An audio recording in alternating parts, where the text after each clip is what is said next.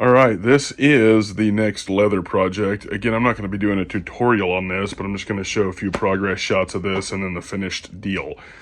This is a Kukri my brother had got at some spot in Branson or something, Branson, Missouri. But it's got a kind of a rough handle, but he's got it solid on there. I don't think he wants me to replace the handle, but this thing is just freaking sick as tits as far as just a big heavy bruiser of a blade. I love it. So I'm actually going to get the dimensions of this and copy this blade for myself, but he needs a new scabbard because this thing is a hot piece of garbage and has seen better days, and it doesn't actually like loop on the back to actually attach it to anything. So I'm going to use scrap and make a leather version that should last, pretty good. So again, just a practice project, but this works as a good pattern to do the sheath. So we've got the bottom half here. I've got the blade scratched in so I can put I don't know if I'm going to do two or just a one welt in it, so that's got a little bit more rigidity.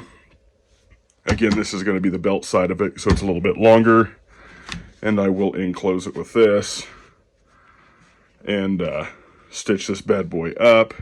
I think we're going to stop stitching at the top to where you can just kind of pull out the front and do a snap button over the top from the other side. All right, so a check-in here. We have glued the tip. We've got the welt in. Not going to be the sexiest thing I've ever done, but there's that gap. That's going to suck, but it is what it is. But I'm going to drill and put a Chicago screw in there.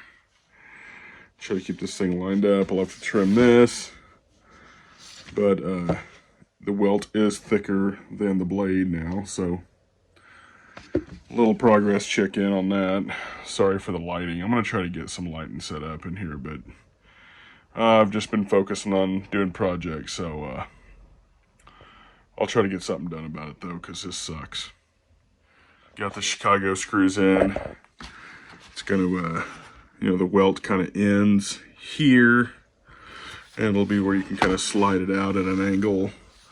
Gotta do holes and stitching here on the next progress, which will be maybe tomorrow or the next day. But it's getting late, so we've got her butted up right next to the original piece there.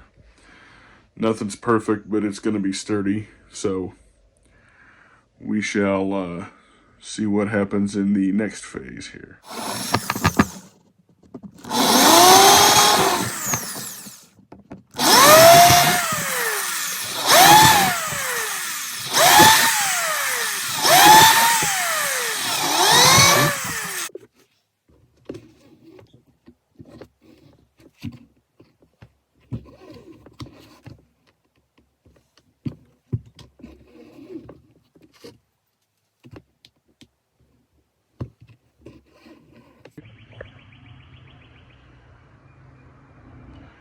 Okay, this is the finished product here.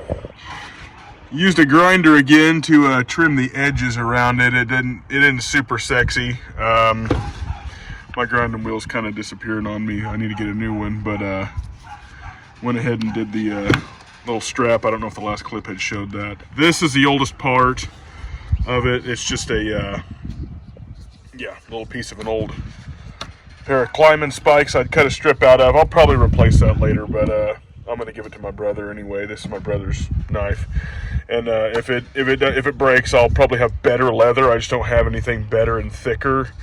But I wanted something he could put on as a belt loop. But yeah, I'll probably catch up with him on that and make something better. But got it stitched in. Another 3-piece welt. And tried to clean it up with saddle soap and that type of thing. You can tell this is old leather, but it's come out decent. And that little D-ring, I don't know if I'd said in the last clip, that came off of a Mosin Nagant pouch, as well as that was part of the back strap off of a Mosin Nagant pouch that had come loose. So I figured that's strong enough stuff. It's like 80 years old. It'll do its job still, and it is. Use Chicago screws on the sort of blade stops and kind of the end of where my stitching went. And I will just show you a little bit of how it functions. It ain't perfect, so you know, show you the little bit of drawback to the build. But yeah, I'll just catch you in this next clip here. So I might put a leg strap on this yet, but got the button snap, and it's a little tight fitting, but I think that'll wear in. It's just a little tight. So lesson learned again on maybe trying to make it a little oversized. I'm gonna do something with the handle on this and steel wool the blade and junk like that, but I'm not gonna put that in this video. I just wanted to kind of log the leathercraft project here. Opens in the top end, dangler on it. You know, it's pretty simple. I just wanted to show that when you're learning, you're just gonna keep having to learn from your own mistakes. So it's a bit tight, you know what I'm saying? Like, it's not just falling on there, but it comes in and out like it's supposed to. It just needs to be used and worked in, you know. Wish I had went longer on the threads as I was going through, because I ended up having stops that I didn't want, but I ended up just tying them real tight and super gluing them. I don't know. I'll probably make another one of these because I'm going to clone this, but the actual blade itself, I just love Kukris, and I hadn't had a chance to make a Kukri machete, so hopefully my brother's happy with this one, and it's just one more project done and getting better. So I think it looks okay for what it is. Certainly not Weaver Leathercraft approved, but I think this is going to last the test of time. The welt's pretty heavy duty. You could smack somebody and bruise them with this thing. Okay, I'm back. The clip cut out, so there's probably going to be some weird edit here, and that sucks, but it is what it is. But what I was saying about it, it's thick enough, it's heavy enough, you could actually like smack somebody with this and physically injure them without the blade in it. It's pretty freaking substantial. And that's what I like about leather, is it just being something that's capable of being overbuilt. I like stuff that I'm not afraid is going to ever break on me. So I've just grown up that way. My grandpa kind of overdid things like that if he built something by hand. So that's kind of the same mentality I've got, is overbuilt, and hopefully you never have to mess with it again.